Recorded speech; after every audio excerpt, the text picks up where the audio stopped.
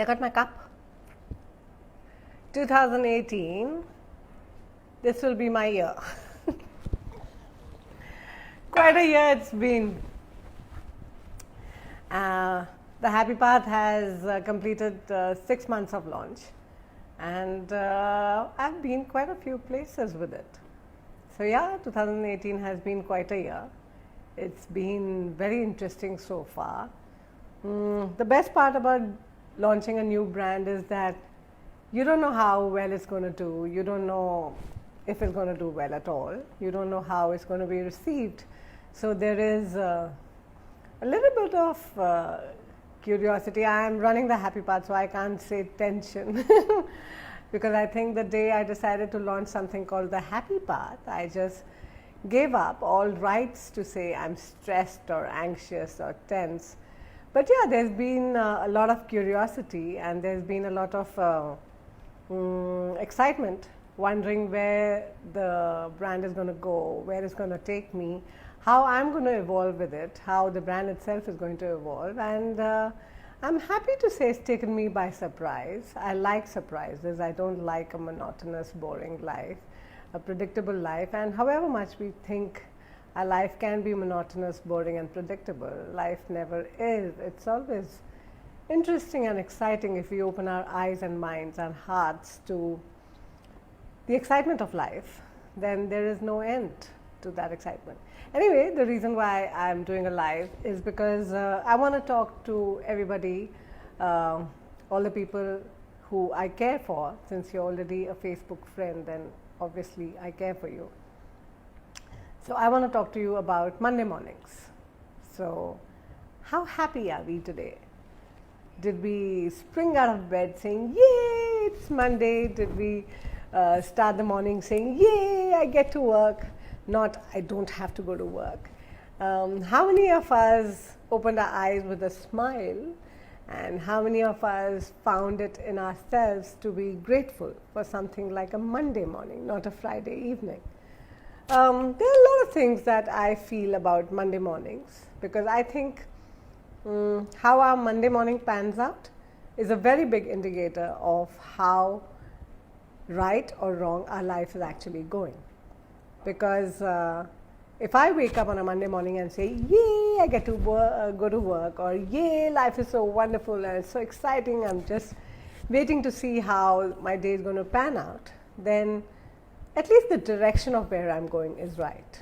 And if I wake up on a Monday morning saying, oh my God, another day, another week of that same boring job, or another week of the same boring routine, or another week of the same boring life, or I don't want to wake up and get out of bed, then that's a fairly good indicator of something not really happening right in our lives. And it's high time.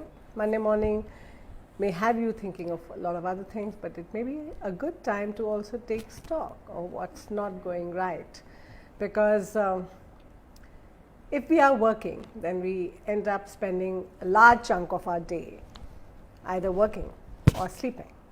And if it's going to be that, then those hours that we spend for work or at work or throughout work have to make sense for the larger scheme of our life.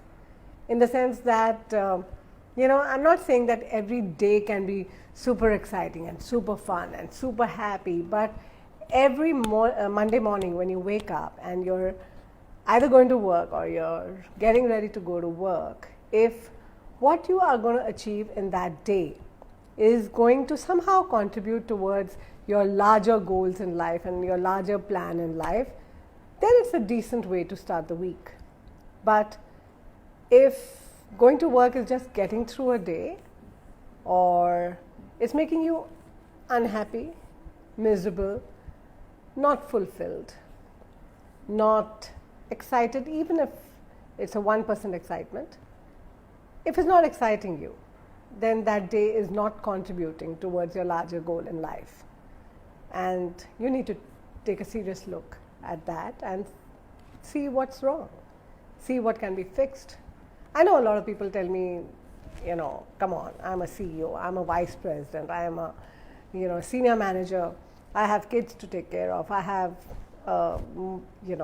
EMI to pay, and I have bills to pay. So I can't really take stock and say, oh, am I happy and excited going to work on a Monday morning? But I get that.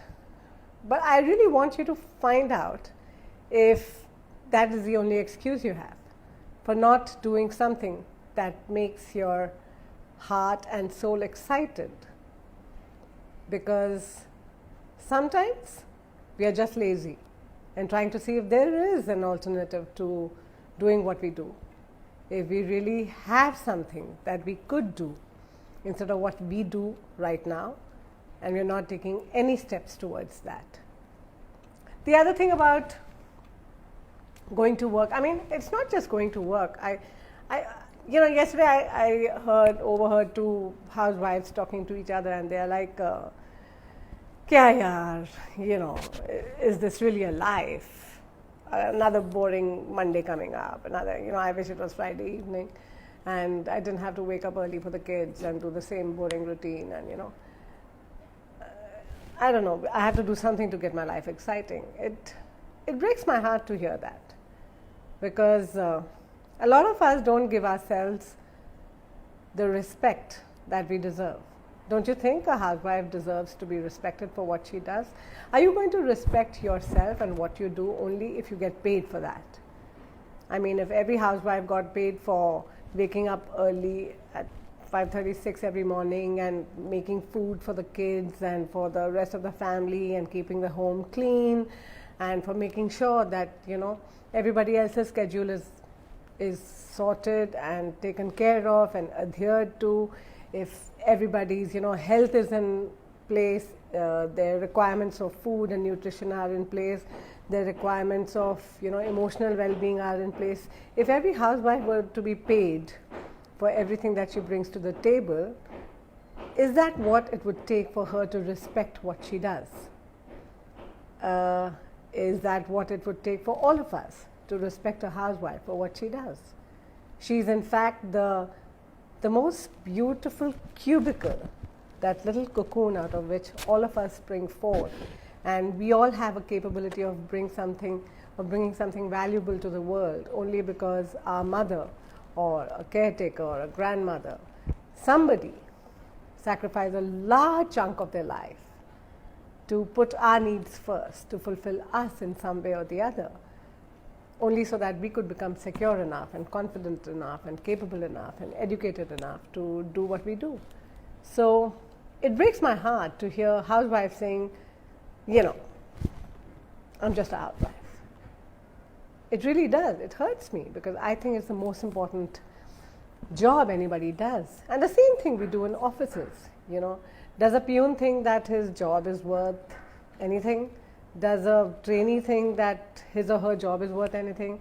Does a junior manager? Only when we reach a certain level, a senior manager, a vice president, a president, a CEO, we kind of start to begin to wonder if what we bring to the table is worth it. In fact, I have come across a lot of CEOs who get paid crores in salaries, and then they themselves, they are still questioning, do I deserve that amount of money that I'm paid? Because they feel that what they are bringing to the table is not enough. It does not justify the salary that they get.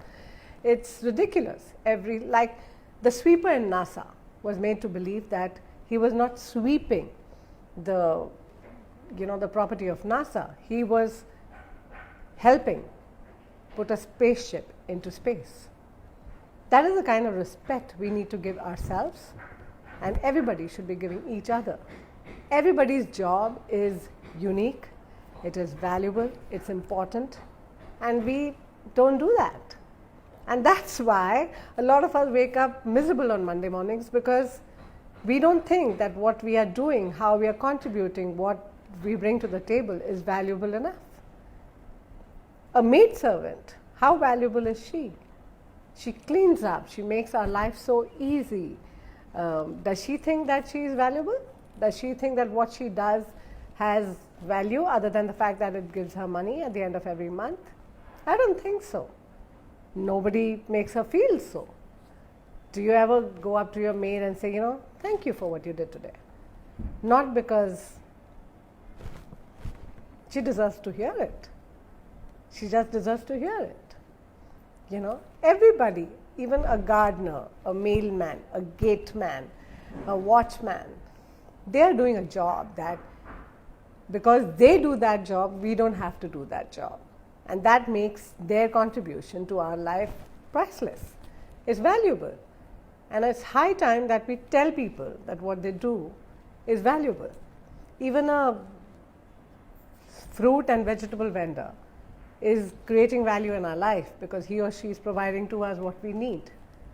But does he or she ever feel so? No. Every single fruit and vegetable seller that I have seen in my life thinks that they are doing this shitty thing about selling fruits and vegetables so that their kids grow up to have educations and fancy lives because they shouldn't go through the shit that we do. It's incorrect. All of us, each one of us, from a 2-year-old child to a 102-year-old invalid, all of us should understand that we are valuable.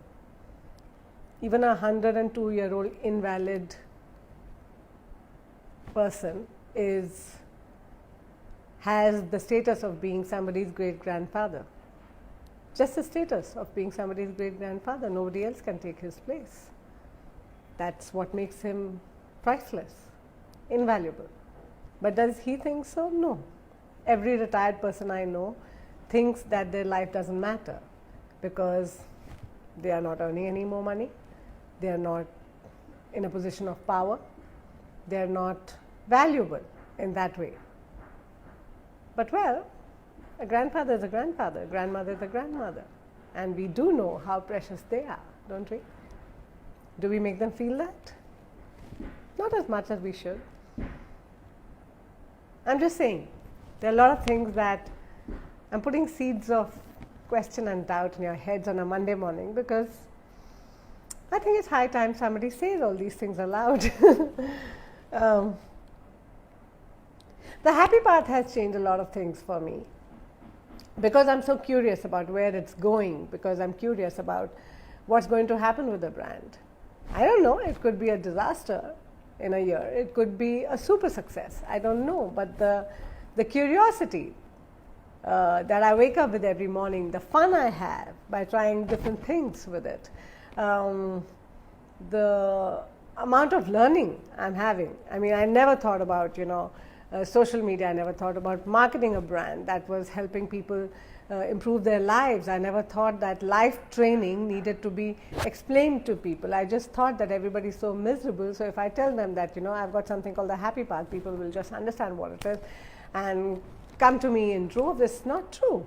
I have to go out there and make myself visible, not because I want the business to grow, but I also want people to understand that there is a solution to the misery that we are going through. There's a way that happiness can be inculcated. It's, we are like cranes. You know how a crane is with a long neck? It just puts its head deep in the ground, and there's a little pit.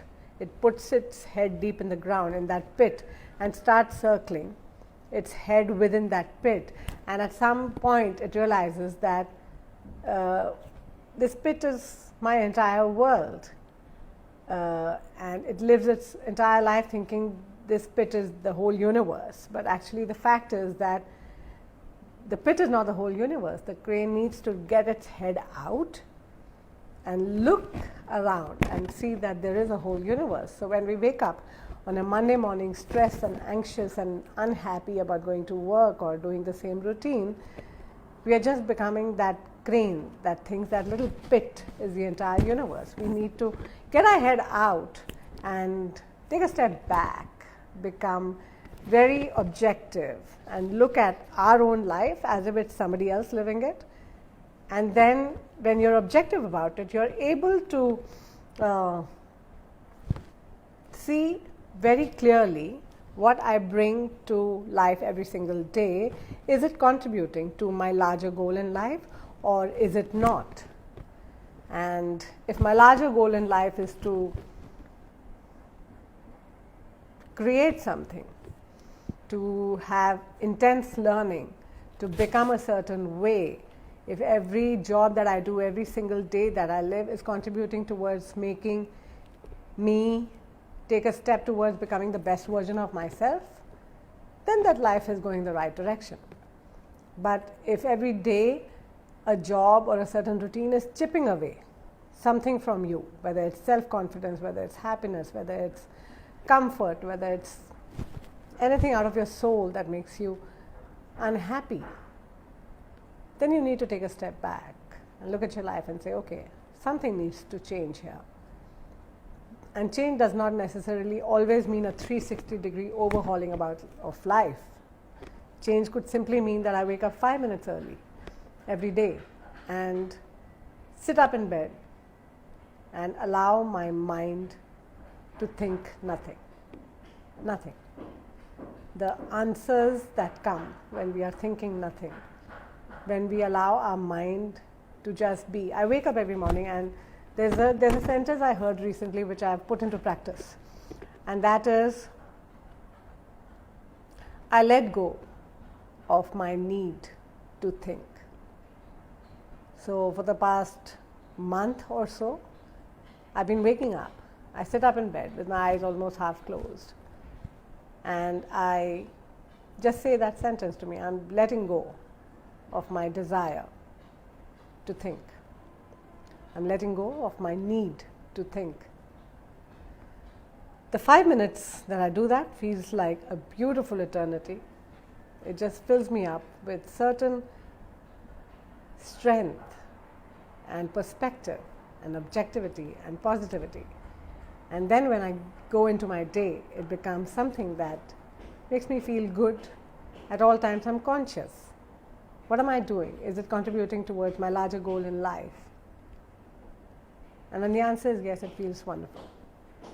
So this Monday morning, I wish all of you perspective, objectivity, and 5 minutes every morning of asking to do something that we probably never do. Let go of our need to think. Trust me, the way the rest of your Monday goes, the way the rest of your week goes, the way the weekend arrives, it's quite possible if you do this that you wake up one Monday morning and say, I get to live my life. It feels wonderful. I'm doing that, and that's why I have the confidence to tell you.